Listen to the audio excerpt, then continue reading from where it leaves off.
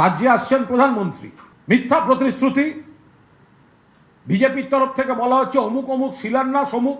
কোথায় ছিলেন? আগে বাংলার মানুষের প্রাপ্যটা মানুষকে দিন। আপনার তো অনেকবার বাংলায় বেড়াতে আসা হয়ে গেল।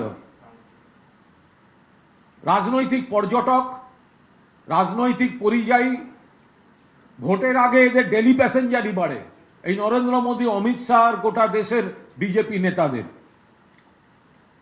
ফাঁকা হাতে আসছেন কেন প্রধানমন্ত্রী? নতুন কি গল্প শোনাবেন? এই করব ওই করব। আপনাদের পরিবর্তন যাত্রা পুরো ফ্লপ করেছে। তার থেকে চোখ ঘোরাতে এসব নাটক, হ্যান করেঙ্গা ত্যান করেঙ্গা কুছ নেই করেঙ্গা। কেন্দ্রীয় সরকার দ্বিচারিতা করে যাচ্ছেন। সবাই দেখতে পাচ্ছেন সংকট চলছে, হয়রানি চলছে, আর কেন্দ্রীয় সরকার, কেন্দ্রীয় মন্ত্রীরা বলে চলেছেন কোনো সংকট নেই। আরে ভাই, সংকট যদি না থাকে তাহলে গ্যাস সিলিন্ডারটা আসছে না কেন? সংকট যদি না থাকে তাহলে গ্রামের মানুষের উপর ৪৫ দিনের নিষেধাজ্ঞা চাপানো হচ্ছে কেন? পশ্চিমবাংলার গ্রামের মানুষ বিচার করুন। গ্রামের মানুষ নিশ্চয়ই বুঝতে পারছেন। সামনে বিজেপি নেতাদের পড়লে একটু জিজ্ঞাসা করবেন, সবই নয়, এক গ্লাস জল খাইয়ে জিজ্ঞাসা করবেন। ১০০ দিনের টাকা দেবেন না, আবাসের টাকা দেবেন না, গ্যাসটা দেবেন না, আবার গ্যাস বুক করতেও দেবেন না। কোন মুখে বাংলার মানুষের, গ্রামের মানুষের সামনে যাবে এই ভারতীয় জনতা পার্টি? মোদী সরকার সম্পূর্ণভাবে মানুষের কথা না ভেবে, অর্থনৈতিক পরিণতির কথা না ভেবে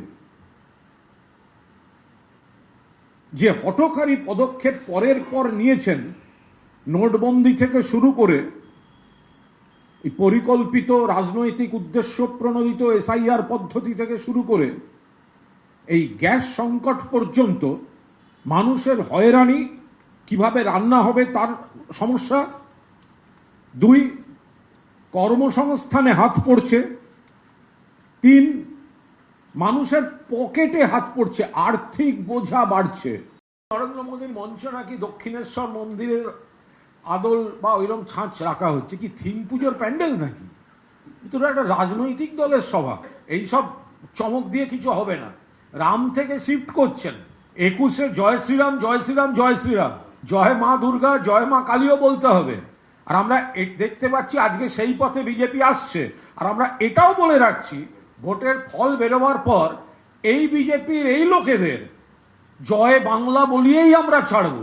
তার কারণ ওদের এই সস্তা নাটক সেগুলো আর কাজ করছে না।